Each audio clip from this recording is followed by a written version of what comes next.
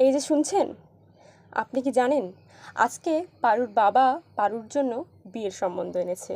তাহলে কি শেষ পর্যন্ত দেবদাসের সঙ্গে পারুর বিয়ে হবে নাকি অন্য কারোর সঙ্গে? চলুন দেখা যাক। দেবদাস, শরৎচন্দ্র চট্টোপাধ্যায়। পর্ব সংখ্যা 5। পার্বতী এই 13 বছরে পা দিয়েছে। ঠাকুরমাতা এই কথাই বলেন।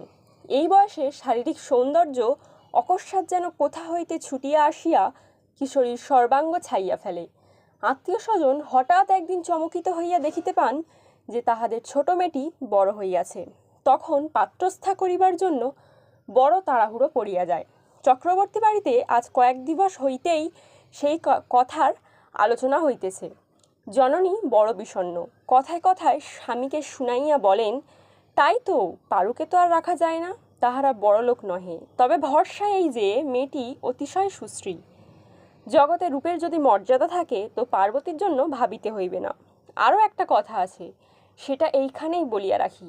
চক্রবর্তী পরিবারের ইতিপূর্বে কন্যার বিবাহে এতটুকু চিন্তা করিতে হইত না, পুত্রের বিবাহে করিতে হইত। কন্যার বিবাহে পণ গ্রহণ করিতেন এবং পুত্রের বিবাহে পণ দিয়া মেয়ে ঘরে আনিতেন। নীলকণ্ঠের পিতাও তাহার কন্যার বিবাহের অর্থ গ্রহণ করিয়াছিলেন, কিন্তু নীলকণ্ঠ স্বয়ং এ প্রথাটিকে ঘৃণা করিতেন। তাহার আদৌ ইচ্ছা ছিল না পার্বতীকে বিক্রয় করিয়া অর্থ লাভ করিবেন। পার্বতীর জননী কথা জানিতেন, তাই স্বামীকে কন্যার জন্য তাগাদা করিতেন। ইতিপূর্বে পার্বতীর জননী মনে মনে একটা দুরাশাকে স্থান দিয়েছিলেন। ভাবিয়াছিলেন দেবদাসের সহিত যদি কোনো সূত্রে কন্যার বিবাহ ঘটাইতে পারেন, এ আশা যে নিতান্ত অসম্ভব তাহা মনে হইত না। ভাবিতেন দেবদাসকে অনুরোধ করিলে বোধহয় কোনো সুরাহা হইতে পারে। তাই বোধহয় নীলকণ্ঠের জননী কথায় কথায় দেবদাসের মাতার কাছে এই কথাটা এইরূপে পাড়িয়াছিলেন, আহা বৌমা, দেবদাসের আর আমার পারুতে কি ভাব, এমনটি কই কোথাও তো দেখা যায় না। দেবদাসের জননী বলিলেন, আর তা হবে না খুড়ি, দুজনে ভাই বোনের মতোই যে একসঙ্গে মানুষ হয়ে এসেছে। হ্যাঁ মা, হ্যাঁ, তাই তো মনে হয়। যদি দুজনের, এই দেখো না কেন বৌমা, দেবদাস যখন কলকাতা গেল, বাছা তখন সবে 8 বছরের, সেই বয়সেই ভেবে ভেবে যেন কাঠ হয়ে গেল। দেবদাসের একখানা চিঠি এলে সেখানা যেন একেবারে ওর জপমালা হয়ে উঠত। আমরা সবাই তো তা জানি। দেবদাসের জননী মনে মনে সমস্ত বুঝিলেন, একটু হাসিলেন। এ হাসিতে বিদ্রূপ কতটুকু প্রচ্ছন্ন ছিল জানি না, কিন্তু বেদনা অনেকখানি ছিল। তিনিও সব কথা জানিতেন, পার্বতীকেও ভালোবাসিতেন, কিন্তু বেচা কেনা ঘরের মেয়ে যে, তার উপর আবার ঘরের পাশে কুটুম্ব, ছি ছি বলিলেন। খুড়ি, কর্তার তো একেবারে ইচ্ছা নয় এই ছেলেবেলায়, বিশেষ পড়াশোনার সময়ে দেবদাসের বিয়ে দেন। তাই তো কর্তা আমাকে এখনো বলেন, বড় ছেলে দ্বিজদাসের ছেলেবেলায় বিয়ে দিয়ে কি সর্বনাশটাই করলে, লেখাপড়া একেবারেই হলো না। পার্বতীর ঠাকুমা একেবারে অপ্রতিভ হইয়া পড়িলেন, তবুও কহিলেন, তা তো সব জানি বৌমা, কিন্তু কি জানো, পারু সেটের বাছা একটু অমনি বেড়েছেও বটে, আর বাড়ন্ত গড়নও বটে। তাইতে যদি নারায়ণের অমত। দেবদাসের জননী বাধা দিলেন, বলিলেন, না খুড়ি, এ কথা আমি তাকে বলিতে পারিব না। দেবদাসের এ সময়ে বিয়ের কথা পারলে তিনি কি আমার মুখ দেখবেন? কথাটা এইখানেই চাপা পড়িয়া গেল, কিন্তু স্ত্রীলোকের পেটে কথা থাকে না। দেবদাসের জননী কর্তার খাবার সময় কথাটা পারিয়া বলিলেন, পারুর ঠাকুমা আজ তার বিয়ের কথা পেরেছিলেন। কর্তা মুখ তুলিলেন, বলিলেন, হ্যাঁ, পারুর বয়স হলো বটে, শীঘ্র বিবাহ দেওয়াই কর্তব্য। তাইতে তো আজ কথা পেরেছিলেন।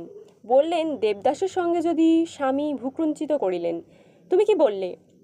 আমি আর কি বলবো, দুজনের বড় ভাব, কিন্তু তাই বলে কি বেচা কেনা চক্রবর্তী ঘরের মেয়ে আনতে পারি, তাতে আবার বাড়ির পাশে কুটুম্ব, ছি ছি ছি। কর্তা সন্তুষ্ট হইলেন, কহিলেন, ঠিক তাই, কুলের কি মুখ হাসাবো, এসব কথায় কান দিও না। গৃহিণী শুষ্ক হাসিয়া কহিলেন, না, আমি কান দিনে, কিন্তু তুমিও যেন ভুলে যেও না। কর্তা গম্ভীর মুখে ভাতের গ্রাস তুলিয়া বললেন, তাহলে এত বড় জমিদারি কোন কালে উড়ে যেত। জমিদারি তাহা চিরদিন থাকুক, তাহাতে আপত্তি নাই, কিন্তু পার্বতীর দুঃখের কথাটা বলি। যখন এই প্রস্তাবটা নিতান্ত অগ্রাহ্য হইয়া নীলকণ্ঠের কানে গেল, তখন তিনি মাকে ডাকিয়া তিরস্কার করিয়া বলিলেন, মা, কেন এমন কথা বলতে গিয়েছিলে? মা চুপ করিয়া রহিলেন। নীলকণ্ঠ কহিতে লাগিলেন, মেয়ের বিয়ে দিতে আমার পায়ে ধরে বেড়াতে হয় না, বরং অনেকেই আমার পায়ে ধরবে। মেয়ে আমার কুৎসিত নয়। দেখো, তোমাদের বলে রাখলুম, 1 সপ্তাহের মধ্যেই আমি সম্বন্ধ স্থির করে ফেলবো। বিয়ের ভাবনা কি? কিন্তু যাহার জন্য পিতা এত বড় কথাটা বলিলেন, তাহার যে মাথায় বাজ ভাঙিয়া পড়িল। ছোটবেলা হইতে তাহার একটা ধারণা ছিল যে দেবদাসের উপর তাহার একটু অধিকার আছে। অধিকার কেহ যে হাতে তুলিয়া দিয়েছে তাহা নয়। প্রথমে সে নিজেও ঠিকমতো কিছুই বুঝিতে পারি নাই। অজ্ঞাতসারে অশান্ত মন দিনে দিনে এই অধিকারটি এমন নিঃশব্দে অথচ এত দৃঢ় করিয়া প্রতিষ্ঠিত করিয়া লইয়াছিল যে বাহিরে যদিও একটা বাহ্য আকৃতি তাহার এতদিনে চোখে পড়ে নাই। কিন্তু আজ এই হারানোর কথা উঠিতেই তাহার সমস্ত হৃদয় ভরিয়া একটা ভয়ানক তুফান উঠিতে লাগিল। কিন্তু দেবদাসের সম্বন্ধে এই কথাটা ঠিক খাটানো যায় না।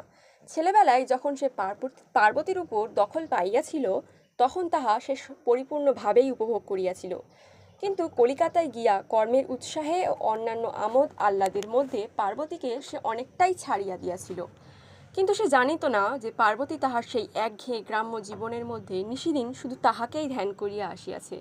শুধু তাই নয়, সে ভাবিত ছেলেবেলা হইতে যাহাকে নিতান্ত আপনার বলেই জানিয়াছিল, ন্যায় অন্যায় সমস্ত আবদারি এতদিন যাহার উপর খাটাইয়া লইয়াছে, যৌবনের প্রথমে ধাপটিতে পা দিয়াই তাহা হইতে এক অকস্মাৎ পিছলাইয়া পড়িতে হইবে না। কিন্তু তখন কে ভাবিত বিবাহের কথা? কে জানিত সেই কিশোর বন্ধন বিবাহ ব্যতীত কোনো মতেই চিরস্থায়ী করিয়া রাখা যায় না, তাই বিবাহ হইতেই পারে না। এই সংবাদটা পার্বতীর হৃদয়ের সমস্ত আশা আকাঙ্ক্ষা তাহার বুকের ভিতর হইতে যেন ছিঁড়িয়া ফেলিবার জন্য টানাটানি করিতে লাগিল। কিন্তু দেবদাসকে সকালবেলাটায় পড়াশোনা করিতে হয়। দুপুরবেলায় বড় গরম, ঘরের বাহির হওয়া যায় না। শুধু বিকেল বেলাতেই ইচ্ছে করলে একটু বাহির হইতে পারা যায়। এই সময়টাতে কোনো দিন বা সে জামা জোড়া পরিয়া ভালো জুতা পায়ে দিয়া ছড়ি হাতে ময়দানে বাহির হইত। যাইবার সময় চক্রবর্তীদের বাড়ির পাশ দিয়াই যাইত। পার্বতী উপরের জানালা হইতে চক্ষু মুছিতে মুছিতে তাহা দেখিত। কত কথা মনে পড়িত দুজনের বড় হইয়াছে, দীর্ঘ প্রবাসের পর মত এখন পরস্পরকে বড় লজ্জা করে। দেবদাস সেদিন অমনি করিয়া চলিয়া গিয়াছিল, লজ্জা করিতেছিল, তাই ভালো করিয়া কথাই কহিতে পারে নাই। এটুকু পার্বতীর বুঝিতে বাকি ছিল না। দেবদাসও প্রায় এমন করিয়াই ভাবে। মাঝে মাঝে তাহার সহিত কথা কহিতে, তাহাকে ভালো করিয়া দেখিতে ইচ্ছে হয়, কিন্তু অমনি মনে হয়, ইহা কি ভালো দেখাইবে? এখানে কলিকাতার সেই কোলাহল নাই, আমোদ আহ্লাদ, থিয়েটার, গান বাজনা নাই, তাই কেবলই তাহার ছেলেবেলার কথা মনে পড়ে সেই পার্বতী এখন এই পার্বতী হইয়াছে। পার্বতী মনে করে সেই দেবদাস এখন এই দেবদাস বাবু হইয়াছে। দেবদাস এখন প্রায় চক্রবর্তীদের বাড়িতে যায় না। কোনোদিন যদি বা সন্ধ্যার সময় উঠানে দাঁড়াইয়া ডাকে, খুড়িমা কি হচ্ছে? খুড়িমা বলেন, এসো বাবা বসো। দেবদাস অমনি কহে, না থাক খুড়িমা, একটু ঘুরে আসি। তখন পার্বতী কোনোদিন বা উপরে থাকে, কোনোদিন বা সামনে পড়িয়া যায়। দেবদাস খুড়িমার সহিত কথা কহে। পার্বতী ধীরে ধীরে সরিয়া যায়। রাত্রে দেবদাসের ঘরে আলো জ্বলে। গ্রীষ্মকালের খোলা জানালা দিয়ে পার্বতী সেদিকে বহুক্ষণ হয়তো চাহিয়া থাকে। আর কিছুই দেখা যায় না। পার্বতী চিরদিনই অভিমানী। সে যে ক্লেশ সহ্য করিতেছে, ঘুণাগ্রহে একথা কেহ না বুঝিতে পারিয়ে পার্বতী ইহা কায় মনে চেষ্টা করে। আর জানাইয়া বা লাভ কি? সহানুভূতি সহ্য হইবে না, আর তিরস্কার লাঞ্ছনা, তার চেয়ে তো মরণ ভালো। মনোরমার গত বৎসর বিবাহ হইয়াছে, এখনও সে শ্বশুরবাড়ি যায় নাই, তাই মাঝে মাঝে বেড়াইতে আসে। পূর্বে দুই সখীতে মিলিয়ে মাঝে মাঝে এসব কথাবার্তা হতো, এখনও হয়, কিন্তু পার্বতী আর যোগ দেয় না। হয় চুপ করিয়া থাকে, না হয় উল্টাইয়া দেয়। পার্বতীর পিতা কাল রাত্রে বাড়ি ফিরিয়াছেন। কয়দিন তিনি পাত্র স্থির করিতে বাহিরেও গিয়েছিলেন। এখন বিবাহের সমস্ত স্থির করিয়া ঘরে আসিয়াছেন। প্রায় 20-25 ক্রোশ দূরেও বর্ধমান জেলার হাতিপোতা গ্রামের জমিদারি পাত্র। তাহার অবস্থা ভালো, বয়স 40-এর নিচেই। গত বৎসর স্ত্রী বিয়োগ হইয়াছে, তাই আবার বিবাহ করিবেন। সংবাদটা যে বাড়ির সকলেরই চিত্তরঞ্জন করিয়াছিল তাহা নয়, বরং দুঃখের কারণই হইয়াছিল। তবে একটা কথা এই যে, ভুবন চৌধুরীর নিকট হইতে সর্বরকমের প্রায় 2-3 হাজার টাকা ঘরে আসিবে, তাই মেয়েরা চুপ করিয়াছিলেন। একদিন দুপুরবেলা দেবদাস আহারে বসিয়াছিল। মা কাছে বসিয়া কহিলেন, পারুর যে বিয়ে। দেবদাস মুখ তুলিয়া জিজ্ঞাসা করিল, কবে? এই মাসেই। কাল মেয়ে দেখে গেছে, বর নিজেই এসেছিল। দেবদাস কিছু বিস্মিত হইল। কই, আমি তো কিছু জানি নে মা। তুমি আর কি করে জানবে? বর দোজ বরে, বয়স হয়েছে, তবে বেশ টাকা কড়ি নাকি আছে, পারু সুখে স্বচ্ছন্দে থাকতে পারবে। দেবদাস মুখ নিচু করিয়া আহার করিতে লাগিল। তাহার জননী পুনরায় কহিতে লাগিলেন, ওদের ইচ্ছা ছিল এই বাড়িতে বিয়ে দেবে। দেবদাস মুখ তুলিল। তারপর? জননী হাসিলেন। ছি, তা কি হয়? একে বেচাকেনা ছোট ঘর, তাতে আবার ঘরের পাশে বিয়ে, ছি ছি ছি বলিয়া মা ওষ্ঠকুঞ্চিত করিলেন।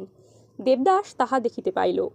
কিছুক্ষণ চুপ করিয়া থাকিয়া মা পুনরায় কহিলেন, কর্তাকে আমি বলেছিলাম। দেবদাস মুখ তুলিয়া জিজ্ঞাসা করিল, বাবা কি বললেন? কি আর বলবেন, এত বড় বংশের মুখ হাসাতে পারবেন না, তাই আমাকে শুনিয়ে দিলেন। দেবদাস আর কথা কহিল না। সেদিন দ্বিপ্রহরে মনোরমা ও পার্বতীতে কথোপকথন হইতেছিল। পার্বতীর চোখের জল মনোরমা বোধ করি এইমাত্র মুছিয়াছে। মনোরমা কহিল, তবে উপায় বোন? পার্বতী চোখ মুছিয়া কহিল, উপায় আর কি? তোমার বরকে তুমি কি পছন্দ করে বিয়ে করেছিলে? আমার কথা আলাদা। আমার পছন্দ ছিল না, অপছন্দও হয়নি, তাই আমার কোনো কষ্টই ভোগ করতে হয় না। কিন্তু তুমি যে নিজের পায়ে নিজে কুড়ুল মেরেছ বোন। পার্বতী জবাব দিল না, ভাবিতে লাগিল।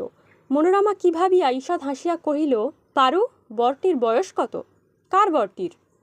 তোর? পার্বতী একটু হাসিয়া হিসাব করিয়া কহিল, বোধহয় 19। মনোরমা অতিশয় বিস্মিত হইল, কহিল, সে কি, এই যে শুনলুম প্রায় 40। এবারে পার্বতীও একটু হাসিল, কহিল, মনোদিদি, কত লোকের বয়স 40 থাকে, আমি কি তার হিসেব রাখি? আমার বরের বয়স 19-20, এই পর্যন্ত জানি। মুখপানে চাহিয়া মনোরমা জিজ্ঞাসা করিল, কি নাম রে? পার্বতী আবার হাসিয়া উঠিল। এতদিন বুঝি তাও জানো না? কি করে জানবো? জানো না? আচ্ছা বলে দিই। একটু হাসিয়া একটু গম্ভীর হইয়া পার্বতী তাহার কানের কাছে মুখ আনিয়া বলিল, জানিস নে, শ্রী দেবদাস।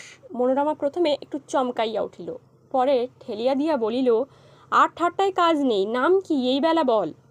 আর তো বলতে পাবি নে। এই তো বললুম। মনোরমা রাগ করিয়া কহিল, যদি দেবদাস নাম, তবে কান্নাকাটি করে মরছিস কেন? পার্বতী সহসা মলিন হইয়া গেল। কি জানি, একটু ভাবিয়া বলিল, তা বটে, আর তো কান্নাকাটি করব না। পারু, কি? সব কথা খুলে বল না বোন, আমি কিছুই বুঝতে পারলুম না। পার্বতী কহিল, যা বলার সবই তো বললুম, কিন্তু কিছুই যে বোঝা গেল না রে। যাবেও না। বলিয়া পার্বতী আর একবার এদিকে মুখ ফিরাইয়া রহিল। মনোরমা ভাবিল, পার্বতী কথা লুকাইতেছে, তাহার মনের কথা কহিবার ইচ্ছা নেই। বড় অভিমান হইল। দুঃখ পাইয়া কহিল, তোর যাতে দুঃখ, আমারও তাতে বোন। তুই সুখী হ, এই তো আমার আন্তরিক প্রার্থনা। যদি কিছু তোর লুকোনো কথা থাকে, আমাকে বলতে না চাস, বলিস নে, কিন্তু এমন করে আমাকে তামাশা করিস নে। পার্বতীও দুঃখিতা হইল, কহিল, ঠাট্টা করিনি দিদি, যতদূর নিজে জানি ততদূর তোমাকেও বলেছি। আমি জানি আমার স্বামীর নাম দেবদাস, বয়স 19-20, সেই কথাই তো তোমাকে বলেছি। কিন্তু এই যে তোর ঠাকুরমার কাছে শুনলুম, তোর আর কোথায় সম্বন্ধ স্থির হয়েছে? স্থির আর কি, ঠাকুরমার সঙ্গে তো বিয়ে হবে না, হলে আমার সঙ্গেই হবে। আমি তো কই এ খবর শুনিনি। মনোরমা যাহা শুনিয়াছিল তাহা এখন বলিতে গেল। পার্বতী তাহাতে বাধা দিয়া বলিল, ওসব শুনেছি, তবে দেবদাস তোকে কি আমাকে? মনোরমা হাসি চাপিয়া বলিল, তবে স্বয়ংবরা বুঝি লুকিয়ে লুকিয়ে পাকা বন্দোবস্ত করা হয়ে গেছে? কাঁচা পাকা এখনো কিছুই হয়নি। মনোরমা ব্যথিত স্বরে কহিল, তুই কি বলিস পারু, কিছুই তো বুঝতে পারিনি। পার্বতী কহিল, তাহলে দেবদাদাকে জিজ্ঞেস করে তোমায় বুঝিয়ে দেব। কি জিজ্ঞাসা করবি? সে বিয়ে করবে কি না, তাই? পার্বতী ঘাড় নাড়িয়া বলিল, হ্যাঁ তাই। মনোরমা ভয়ানক আশ্চর্য হইয়া কহিল, বলিস কি পারু, তুই নিজে কথা জিজ্ঞাসা করবি? দোষ কি দিদি? মনোরমা একেবারে অবাক হইয়া গেল। বলিস কি রে, নিজে? নিজেই, নইলে আমার হয়ে আর কে জিজ্ঞাসা করবে দিদি? লজ্জা করবে না? লজ্জা কি, তোমাকে বলতে লজ্জা করলুম? আমি মেয়ে মানুষ, তোর সই, কিন্তু সে যে পুরুষ মানুষ পারু। এবার পার্বতী হাসিয়া উঠিল, কহিল, তুমি সই, তুমি আপনার, কিন্তু তিনি কি পর? যে কথা তোমাকে বলতে পারি, সে কথা কি তাহাকে বলা যায় না? মনোরমা অবাক হইয়া মুখপানে চাহিয়া রহিল। পার্বতী হাসি মুখে কহিল, মনোদিদি, তুই মিছিমিছি মাথায় সিঁদুর পড়িস। কাকে স্বামী বলে তাই জানিস নে। তিনি আমার স্বামী না হলে, আমার সমস্ত লজ্জা শরমের অতীত না হলে, আমি এমন করে মরতে বসতুম না। তাছাড়া দিদি, মানুষ যখন মরতে বসে তখন সে কি ভেবে দেখে বিষটা তেতো নাকি মিষ্টি? তার কাছে আমার কোনো লজ্জা নেই। মনোরমা মুখ পানে চাহিয়া রহিল, কিছুক্ষণ পরে বলিল, তাকে কি বলবি? বলবি যে পায়ে স্থান দাও? পার্বতী মাথা নাড়িয়া বলিল, ঠিক তাই বলবো দিদি। আর যদি স্থান না দেয়? এবারে পার্বতী বহুক্ষণ চুপ করিয়া রহিল। তাহার পর কহিল, তখনকার কথা জানি নে দিদি। বাড়ি ফিরিবার পথে মনোরমা ভাবিল, ধন্য সাহস, ধন্য বুকের পাটা। আমি যদি মরেও যাই তো অমন কথা মুখে আনতে পারিনি। কথাটা সত্য। তাই তো পার্বতী বলিয়াছিল, ইহারা অনর্থক মাথায় সিঁদুর পরে হাতে নোয়া দেয়।